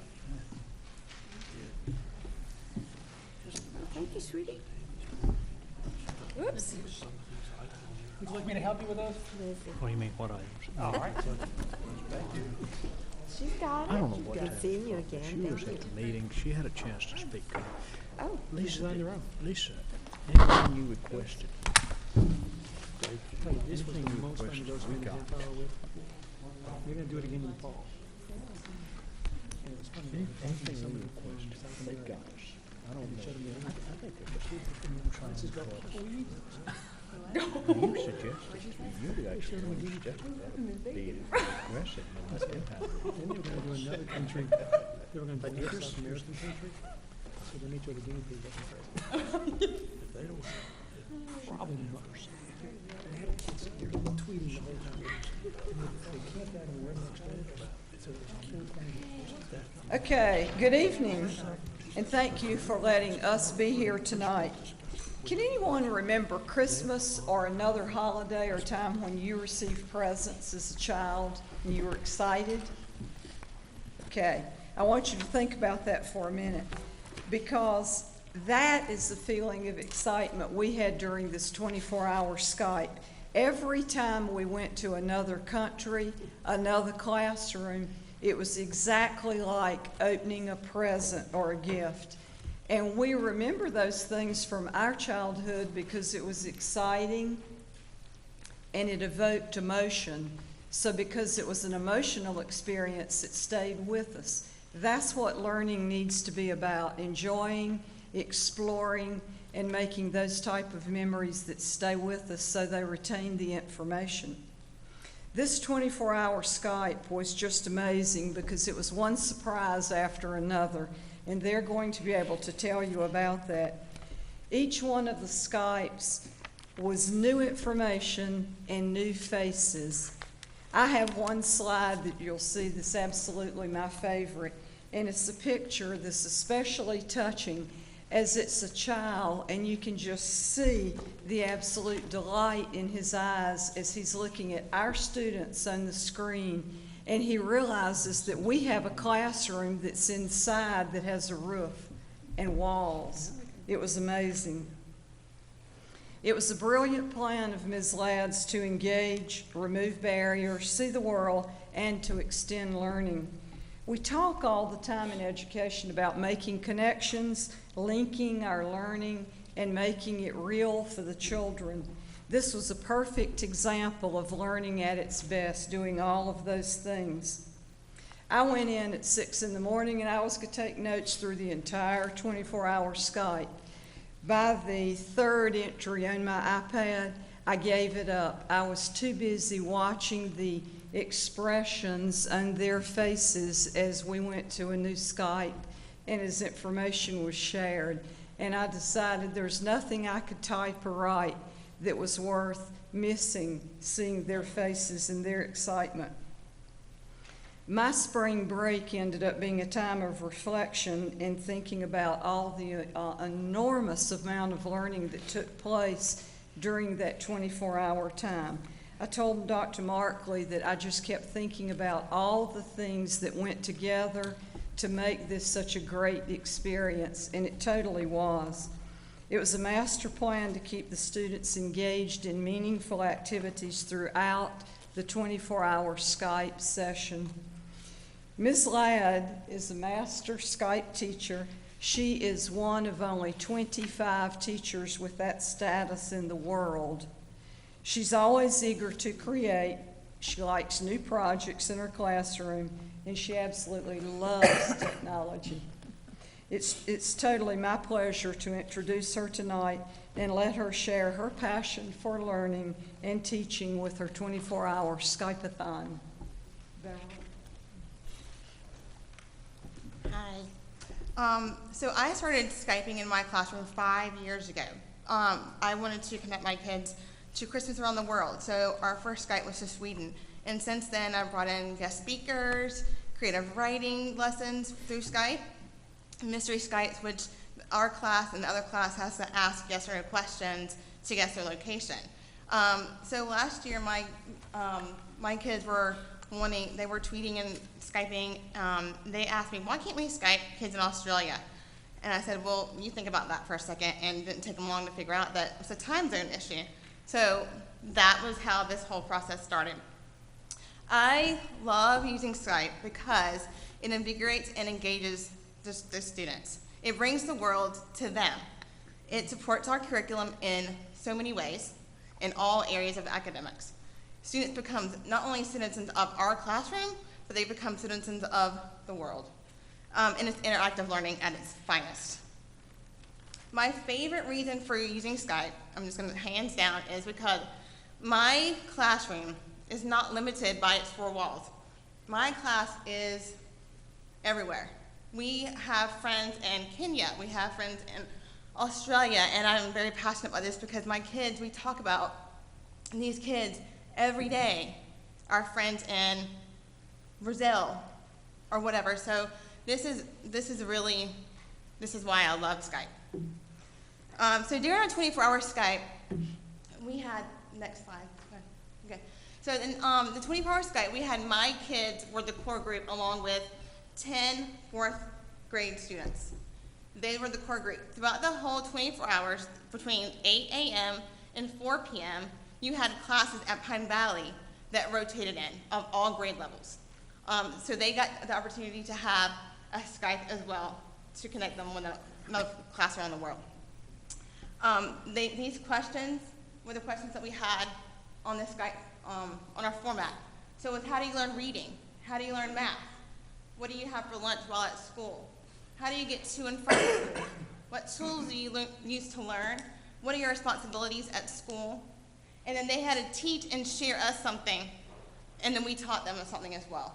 And it was really cool because after we got through all these questions, students were able to go beyond this and extend their learning and make connections to what they had already made. So things that we shared about Minnie Evans, comparison charts. This is the one that a fifth grade class did at Pine Valley, comparing Texas to North Carolina. We talked about currency in America versus their country. We talked about gourds. That was our thing. We talked about cotton, square dancing, Isaiah Festival. Classes made poems about Isaiah Festival and shared it. So it was, you name it, we learned it. We taught it to them. It got really fun to do that at 2 o'clock in the morning. And, Don, can you go back one slide for a second? And there is the middle slide of the video. We even shared our national anthem.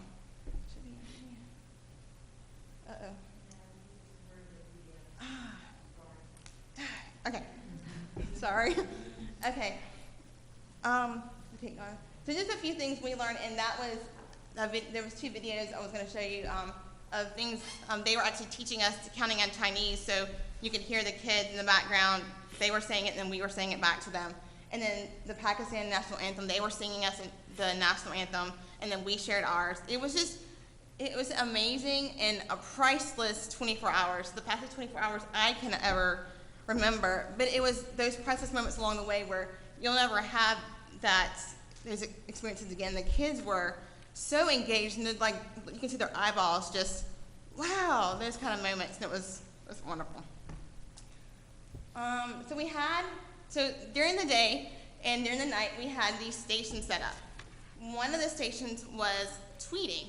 My class tweets, so they tweeted stations, and they were hardcore tweeters. We even had visitor tweeters coming in and tweet with us. They were documenting, tweeting with other classes that we were Skyping with, and they loved making those connections and documenting what they were learning along the way. There were bloggers. So during the year, my class blogs the whole time. But so we were, I had the kids blogging about experiences that they were having at that moment. And then kids around the world, they would go on their blogs and comment on their blogs. And then we would go and comment on another class. So we were Skyping Brazil. They would go and find a blog, a class blog in Brazil, and be commenting on that blog for those. So it was kind of an exchange and learning as well.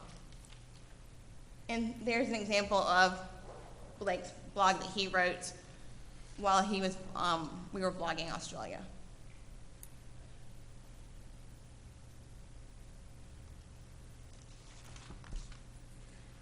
Now, I understand you had an interesting experience with a guinea pig? Yes. So when we got to Ecuador, we had a class pet, Diego. Well, we showed them our class pet, Diego, and they eat guinea pigs. So he was huge. So the kids from that point on asked every other country, do you eat guinea pigs? And that was the only one that wanted to eat our guinea pig. So to this day, they still talk about Ecuador eating guinea pigs. Google Classroom was a great collaborative tool during this whole process. Students were able to create Google Slides, Google Docs to document their learning, and I don't know if you can pull that one up. Just won't scroll through that. This is one that Molly created about Mexico, and she just worked on it throughout the night, and she later came back to it. And I have to give a big thanks to Dr. Markley and to Technology Department for allowing my class to do this year.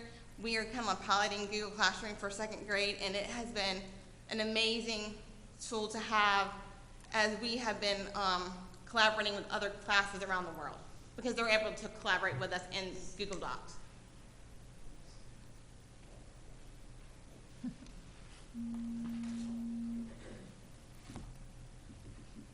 And then they also had their travel journals, which you have an example of in front of you.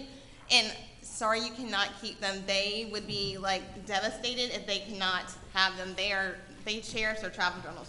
But they were able to, so if you look inside the travel journals on the right-hand side, they had a list of items that they could put in their travel journals if they just weren't thinking at 2 a.m. in the morning.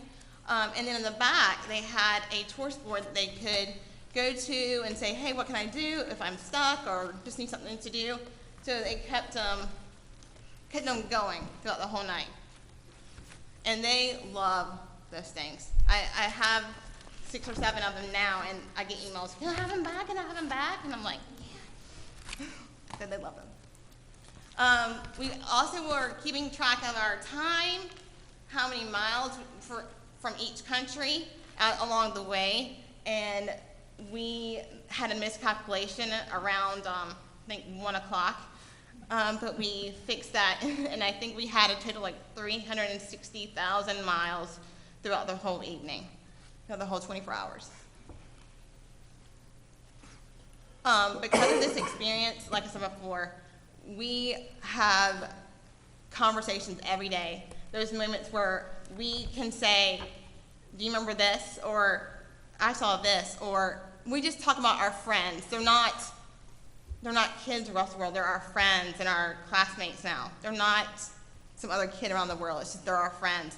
So we have all these, and I cannot tell you how many moments we have each day where we can refer back to these things. And just one thing, like in Ireland, this kid made this really personal connection to us. We were doing the flags in their travel journal, so he got us and told us that his 9th great, he got up and told us that great, but actually his 9th great-grandfather helped make the Irish flag. And you should have heard this kid tell this story. It was just so personal, and he just was so into telling us this point in history and wanted us to know because he knew that we were talking about learning about flags along the way. So it was just those kind of moments that we cherish forever. So I'm going to turn it over now to Molly Mathis and Lizzie Hilbert and Jennifer Mathis, and they are going to show you a little bit about, they're going to tell you a little bit more about it. And I have to say this real fast. Molly and Lizzie they can proudly call themselves one of the 24-hour club. They made it the whole 24 hours.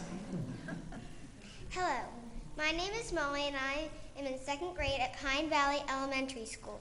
The Skype-a-thon was a really awesome chance to learn about kids all over the world. We all woke up at about 4 or 4:30. We had to be there at 5:45, but my mom was a volunteer, so I got there about 5:20. We split into 3 groups. Our letters were A, B, and C. At around 5 p.m., we spread our pillows, sleeping bags, and quilts on the floor. I thought Skyping New Zealand was the most interesting part because it was already Friday to them. My favorite Skype was Ireland because we had a great connection and they were really funny.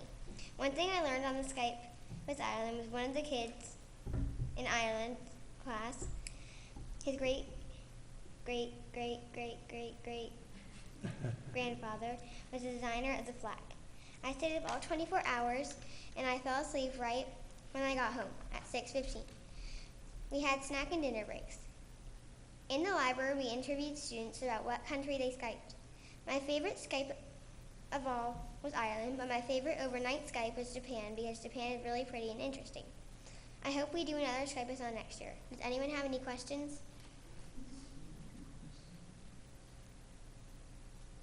I have a question. I do have a question. I'm sitting here thinking about Skyping. And first off, my experience with Skyping's been every time I try to Skype my kids, they're never at home, so they don't answer. My question... That might be intentional, actually. Yeah, well, maybe... Well, you know, now that I have learned what is... Don't tell them when you're going to Skype them, and then they're... Well, you know, they actually answer, what is it, my face or my there's another one, and they actually will answer that one. But anyway, my question is, and whoever can answer this, were all the Skypes that you were going to, did you have to set them up, contact somebody, or how did you arrange so that when you Skype, there would be somebody on the other end? This whole process started last April.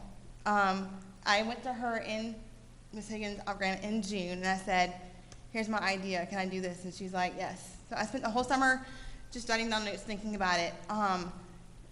Sent my first tweet out in October with the lesson plan through Skype and Twitter, just getting things. It took me, the last 3 months were hardcore, so 10 p.m. was my shut the computer time. I was up at 3 a.m. talking to people in Voxer, Twitter, email, you name it. And I was at school at 6 o'clock, being ready to Skype people just to connect. It was a long process, but it was also a labor of love.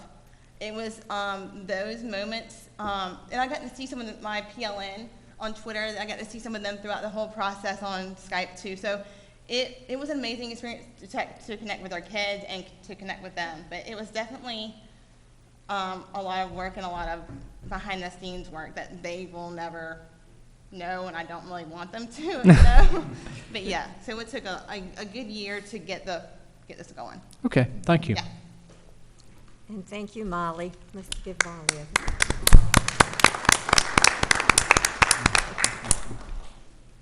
Hello, my name is Lizzie and I'm a student in Miss Ladd's second grade class. I think the Skype-a-thon was a great idea because it was educational and fun.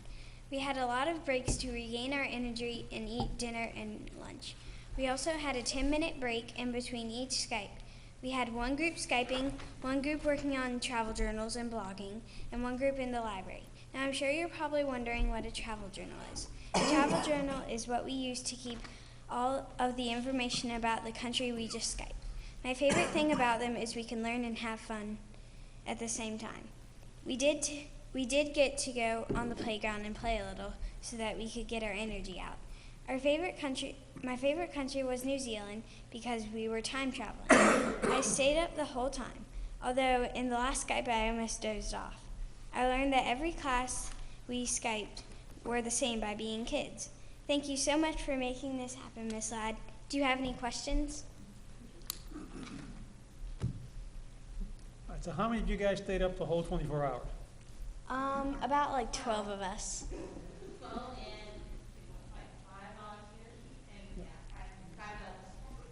And so did you drink a lot of soda, a lot of caffeine, or was that just? That was the adults. The adults were, okay, I gotcha. We had food set up and sleeping bags in one room adjacent to her classroom, and when they got sleepy and needed a nap, they would go over. How did you not fall asleep? Because I would have been out. I mean.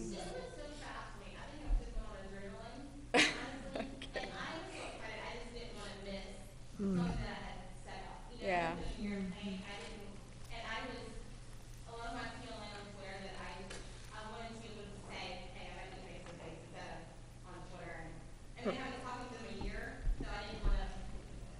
PLN is Professional Learning Network, for those who need an educational translation.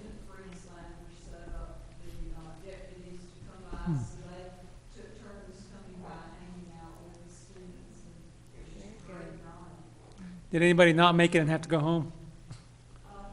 One or two ones. Was this your whole class that stayed? Or- Yes. And I heard you say 12. It was my whole class, and then Miss Crowley's class, the fourth grade class, there was 10 from her class. So they were in there, and I wanted to bring in another class just to have some older kids in there to help my kids stay up. And it was great, it was great. Because they were able to tie it in with their curriculum as well. So we had a lot of fun collaborating with her class, and getting to know them, and they all worked great together. Thank you, Olivia. Thank you. Hi, I'm Jen Mathis. I am a Pine Valley parent and a PTA member. I have Molly, who's in Miss Ladd's class. I have a first grader, and I have an incoming kindergartner next year. Thank you. And I just wanted to speak to the collaboration of the staff and the administration and the parents. We had about a little over $200 donated from the parents who were participating in the Skype-a-thon, as well as funds from the PTA that help offset the cost, as well as I do want to publicly acknowledge Chick-fil-A for donating. And we provided snacks throughout the day, and then a full dinner and snacks throughout the evening for all of the kids participating, as well as all of the volunteers. There was a lot of coffee flowing. And to your point, we did actually have a cute little midnight snack of some M&Ms to try and keep them zippy. But they were really zippy on their own, and they did great. But I can say from a parent's perspective, being the inaugural Skype-a-thon, there was a little trepidation, and how is this going to work? And, you know, having my second graders stay over, and I can say 100% my expectations, as well as the parents and the PTA of everybody at Pine Valley, was exceeded. It was so seamless, so well organized, and the kids were phenomenal. As a parent, you know how your kid is when they are overtired, and it was nothing like that. I think it was pure adrenaline and excitement, and I think once they got that first Skype-a-thon down and saw the kids in Kenya and saw the kids in Greece and had that interaction and connection, they realized that this was something completely bigger than themselves, and they wanted the next one. And they knew that we were going to sit down, we were going to interact, and if we didn't, then we were going to the sleeping room, which was fine. And there were plenty of kids who were there, and they were so well behaved as well. So I just wanted to speak to that point. We had, I am a member of the 24-hour club, I just want to proudly say, which I did not think I was going to be, but You might we have got to there clarify very... that when you're speaking outside of this group of people, what you mean by that. Everybody at Pine Valley knows that, though. Okay. And what kind of club are you a member of? I don't know. And I lost my train of thought, but we had the parent volunteers. There were about between 6 and 8 throughout the day that sort of helped facilitate the classrooms and that kind of thing. And then we had a set group of parents from 6 p.m. to midnight, and then the second graveyard shift, as we were jokingly calling it, from 12 to 6 a.m. that helped. And parents were ready and willing to get their level 2 in and be those kind of volunteers, and we're all up and watching, and it was during the ACC tournament, so Wow.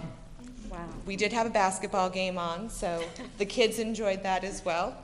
But I did also want to speak to the Google Classroom that Ms. Ladd mentioned. From a parent's point of view, I like to think of myself as a young parent, but I can say my child's technology has way exceeded what my knowledge is, and I'm just keeping up. And I can say Google Classroom is phenomenal.